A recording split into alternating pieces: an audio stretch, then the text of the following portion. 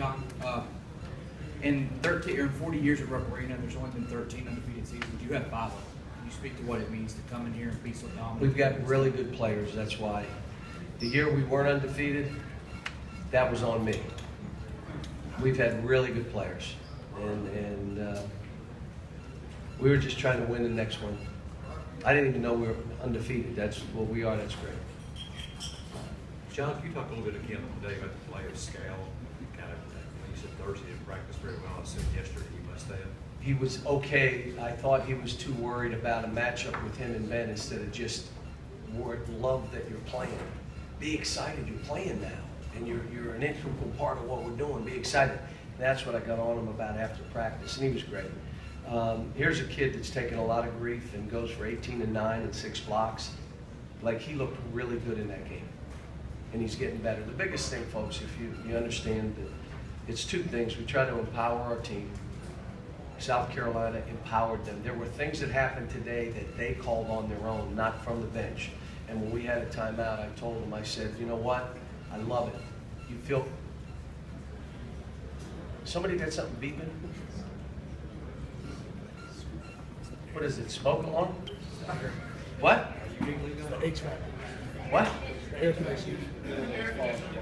Not working. Just redid this place, I don't understand. But empowered is first thing, and then the second thing is you gotta have a confident team going into that tournament. And it can't be 2 guys. So now you look at Alex playing with confidence, Marcus playing with confidence, Derek playing with confidence, Scal playing with confidence, the other guys playing with confidence, and now all of a sudden we got an empowered team that's playing with confidence. Now, again, we're, you know, I told them after, I said, by the way, you won a league championship. I don't know if you even know or care, but you did. They just, yeah, where's the food?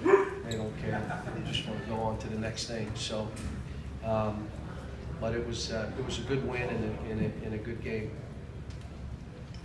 How in some ways do you like, though, that Scal was trying to get himself worked up for a matchup against a guy that No, because you can't just be, you got to be into yourself in this.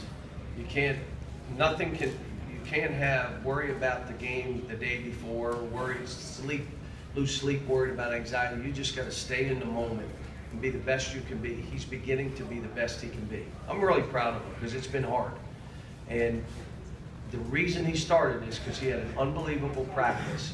And I look at Tyler and I said, I'm thinking about starting him. What do you think? He said, yeah, do it. I said, you know what? I'm going to do it. And now he's kind of broken through from that. How about Tyler? 14 assists, 1 turnover. And again, you know, we can make arguments. I looked at him after. I said, you had 14 assists, 1 turnover. If you had made any shots, you'd have had 20 and 14. You missed every shot. And he laughed. But, you know, you're talking about a player of the year nationally candidate. If there's a better point guard in the country, you got to show me who he is. I got to watch tape. Because this guy, I told the team after, he's made their job easy. He's built confidence in big guys and how he's letting them play. And he makes my job easier because he's coaching that team on the floor. John, 26 assists to their 9. Was this one of your better games passing today? Well, again, we're throwing to guys who are more confident right now. Like when you're throwing to guys and they're missing 1-footers and layups and missing wide open shots that are almost air balls, it's, you know, right now we got a confident team. So the way we play, which is we're playing fast, we're trying to score in the first 10 seconds, that's how we're playing.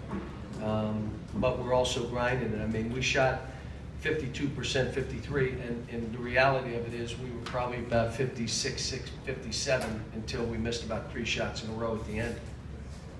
John, when you have the good version of Derek and the good version of Scal from today to go with Ulis and Murray, what's the ceiling on this team? Is it championship level, you think? I don't know. I don't know what we are, but the best thing we can hope for is the best version of ourselves and the confident team and empowered team. Whatever that means, it means.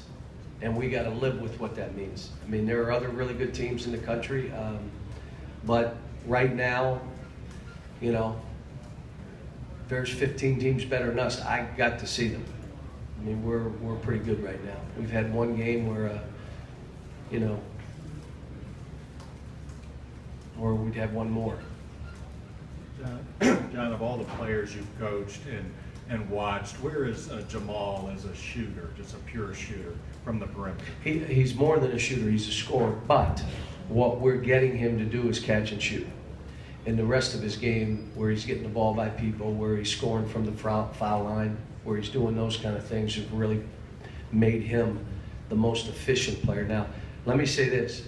Again, he took 12 shots and scored 22. I think down in Florida, he had 18 points on 6 shots or something crazy down there. He may be the most efficient guard who's a volume scorer, but not a volume shooter. You know, no one wants to play with a volume shooter, a guy's trying to take 25 shots. No one wants to play with that guy. How about what I said after? He's not getting the ball and not getting points. He never said one word. Never said one word. I went to him and Tyler and said, Tyler, you got to get him more involved. Tell him what you want, Jamal, how he can get you involved. But he never said anything, which makes it kind of neat. Speaking of confidence, is Jamal's bow and arrow move something that goes? Yeah, the only thing is they had a three-point shooter back in the corner, and he's doing the bow and arrow, and the kid's shooting a 3 on him. Thank goodness he missed it. But again, he does some freshman things. But let me say this, really all these guys, but him especially, I love coaching him because he always has a smile on his face. He's not afraid to say stuff to me. Isaiah laughs at all my jokes and gets them.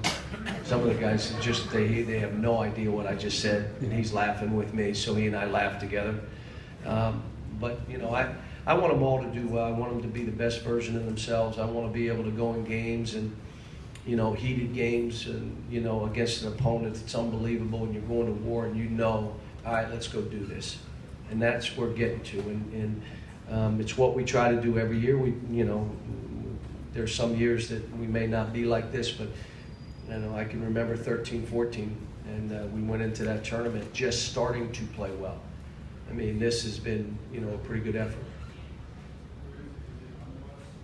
John, you satisfied with the way Derek came back and what you got out of him? Yeah. Oh, I loved it. Absolutely. I told him after. He was terrific.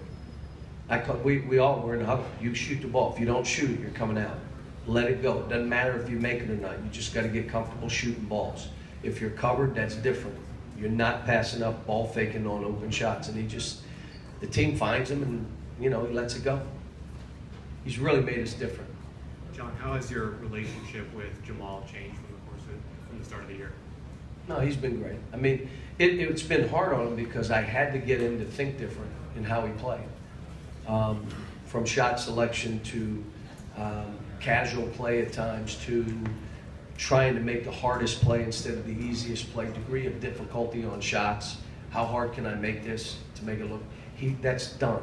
Defensively, getting him to really buy in, all that's been a fight now. And I've been on it. It's not been easy for him.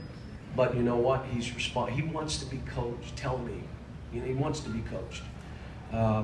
Been hard on Scal, and that's why I'm so happy for him. Were you happy to see the sort of reception of Alex Scott before and after the game, and sort of that moment that he was able to have here at the end of his career? Yeah, it's you know, and I took him out because I was afraid he was going to get hurt. I didn't know if he and that kid would get into it, and I just told him, I'm going to put you in for another second here and get you out. But, you know, our fans are the best. And you know what? They love senior night in this state.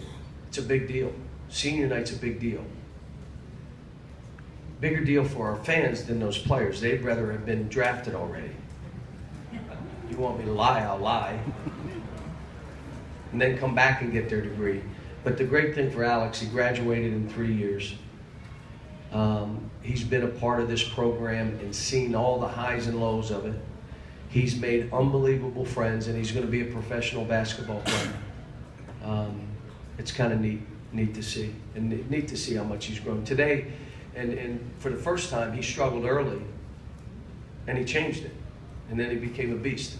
And that hadn't happened, so I told him that was a big breakthrough for him.